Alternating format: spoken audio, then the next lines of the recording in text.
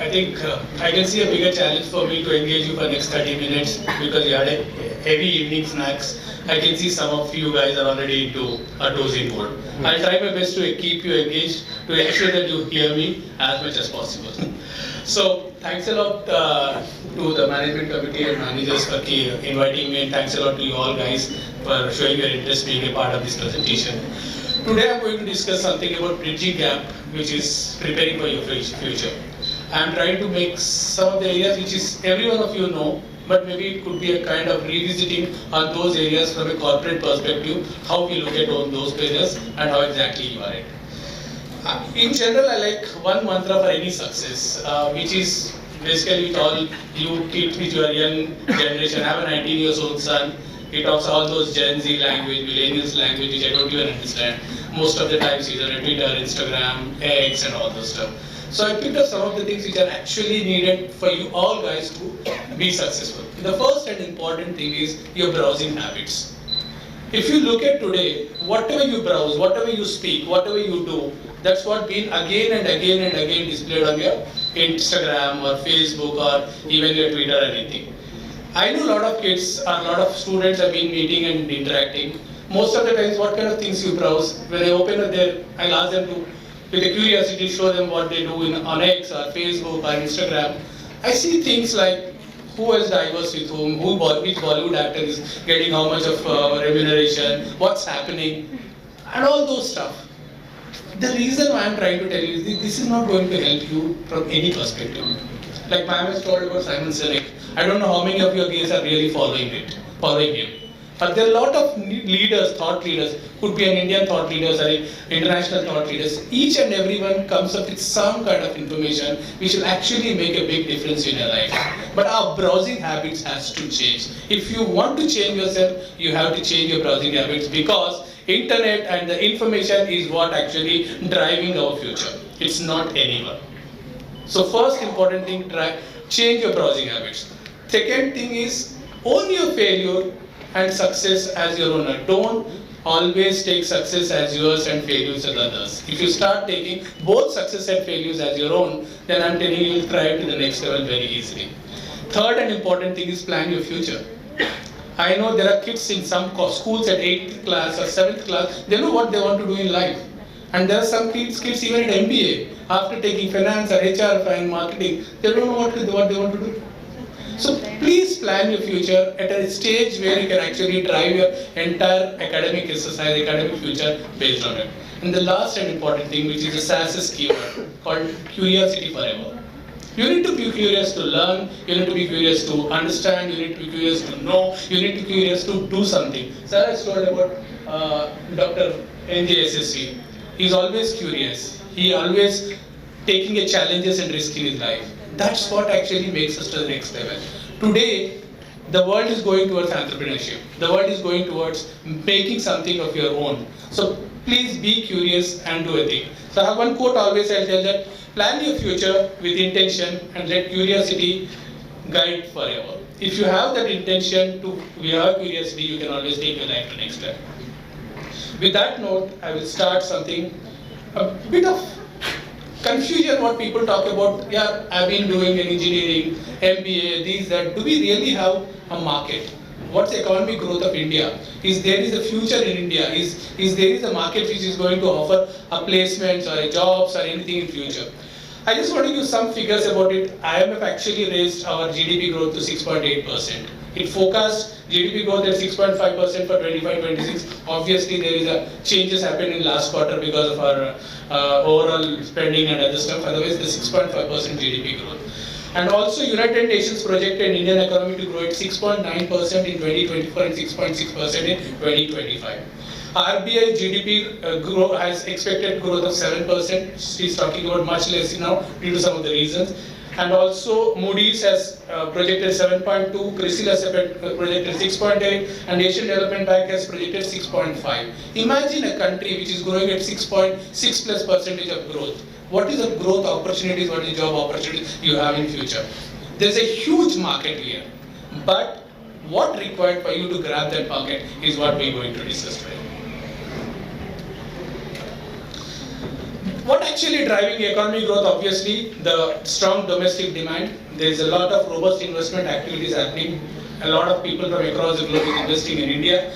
Like a lot of inflation modernization has been happening. Manufacturing is being become a very strong focus area for government in India now, and also supply chain is picking up a very fast in India. So we look at these all things, not only sectors like IT, but sectors like manufacturing, sectors like pharma, sectors like wind power, sectors like solar energy. All these sectors are picking up, and professionals like you all is required. I'm telling you, I'm honest, please excuse me. Once we cross up 45, people are not looking at us today. It's very tough to find a job for us.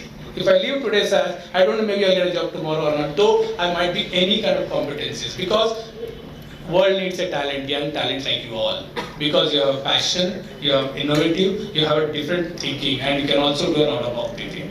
So grab that opportunity to get a placement and market this thing. So if you look at the job market trends in India from 2023 to 25, expected to grow 10 to 12% in the year 2025-26. 10 to 12% job market growth in India, that's what the expectation is. Second thing is 15 to 20% hiring demands is going to expect, then especially into IT, healthcare and e-commerce sector. IT, healthcare, e-commerce is going to boom like anything. Almost 15 to 20% of extra jobs are going to open up in 2025-2026. Also the salary growth.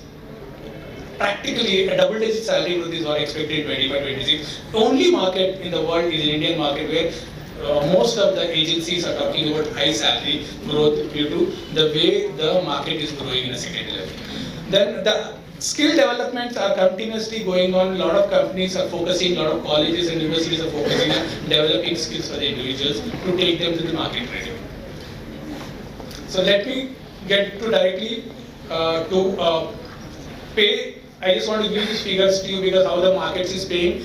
Tier 1 cities at an average, Delhi, Bombay, Hyderabad are offering a competitive salaries. Tier 2 cities are offering a decent salaries, and Tier 3 cities are offering salaries which is equal to these things. So the salary market is basically in India growing at a pace of based on the city compensation index and also the salary required for that particular market based on the cost and other stuff. Then there are 5 fastest growing sectors we are talking about in 2025. One is e-commerce and retail. Second is information technology and software services. Third is healthcare and pharmaceuticals. Fourth is renewable energy. And fifth is a fintech. And most of you guys are into fintech kind of background. It's growing very, very fast in India. So these are the 5 sectors which a lot of market is going to get to the next level. And if you look at the industry-wise career options, healthcare, e-commerce, technology, food and beverage, hospitality, media, banking and finance and marketing are the sectors which is growing very, very fast, and there's a lot of opportunities coming up from that perspective.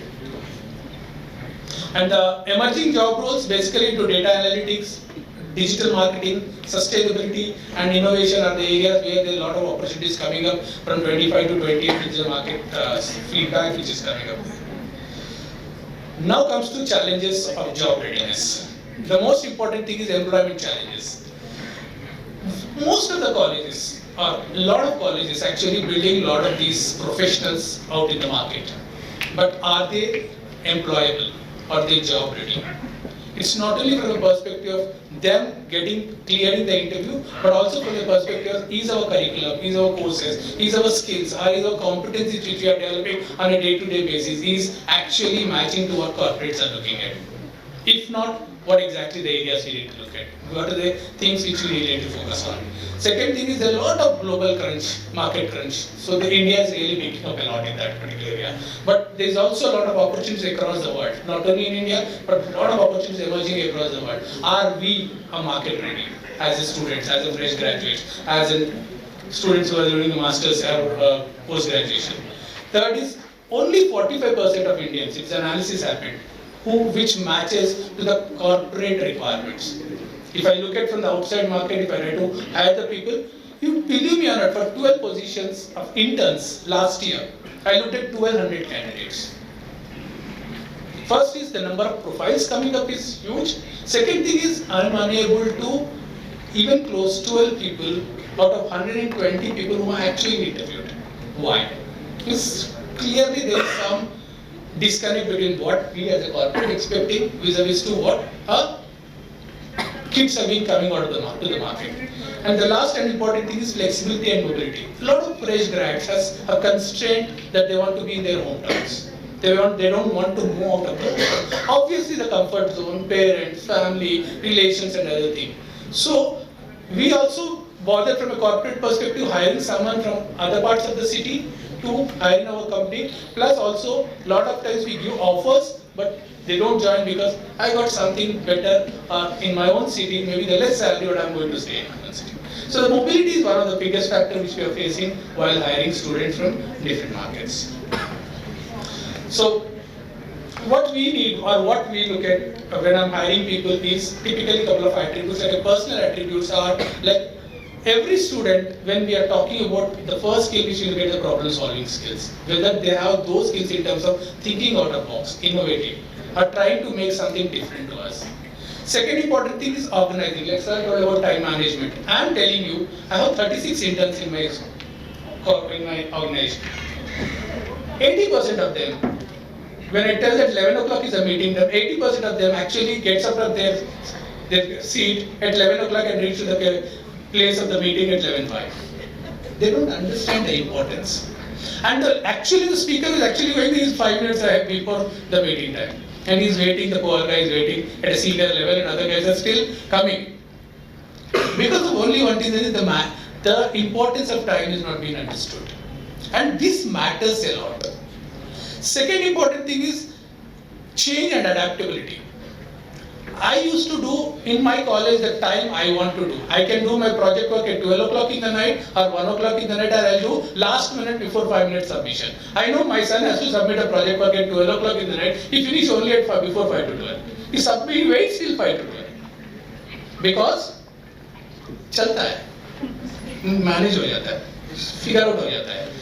That is what actually creating a huge problem in terms of change adaptability. Because in a corporate world, there is something like continuous cycle. We keep on expecting things to happen on a continuous basis. And lot of times after 6 o'clock, I know a couple of my interns or even my fresh grads who are in my college office, they don't answer after 6 o'clock. If I message them, the reply of message comes at 9:30, 10 o'clock. I'm not expecting them to work after 6 o'clock. No, that's not my culture. But urgency is there, a customer requirement is there. And sometimes we have the service-oriented sector also. Sometimes we need also customer reactiveness. If suppose the bank data is being stopped at before 31st December or 31st March or quarter ending, I am responsible as an organization. Then the people who are in the ecosystem are equally responsible. But I face so many challenges. No one should talk loudly with them, no one should order them, no one should do nothing. This is what the change you need to adopt, because we are going to work with someone. They have their own urgencies, importance, and we also have our own urgencies. Adapting to these cultural changes are very, very crucial to be successful in the career. Third important thing is communication and relationships. Managing the relationship at all levels is very, very crucial. That's where the curiosity forever comes into picture. If you sit and talk with the senior management, if you take and talk with a different set of people, if you sit and talk with the finance guy, HR guy, marketing guy, you have a lot of things to learn at a young age of your career.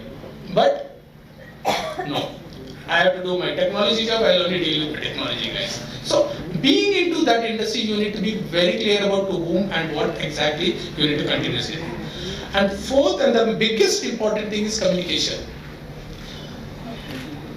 A lot of times I saw in Gen Z, millennials and these fresh graduates is they expect that we understand them automatically. And the answers are yes, no, figure out ho jayega, good, bad, only single line answers. I fail to understand what happens if you give an answer in 2 lines. At least make me understand exactly what are your intentions. A lot of times we don't understand. When we tell something, you understood yes. And after half an hour they come back and tell us what we should do. So I think the communication is a very key, interpersonal communication is very key, and also understands exactly what our organization or leaders are expecting is very, very important. You know, one survey which has happened, 1.5 hours is a maximum period, or 24 months is a maximum period of fresh graduate. 80% of fresh graduates leave their job to the new job. 18 to 24 months. Because one, they want to grow very fast. Second thing, They don't want to do the monotony. Obviously, monotony is not good. And third and the most important thing is they want to do the things in their own way. That's the reason a lot of corporates still thinks that how to balance it. So we spend a lot of money.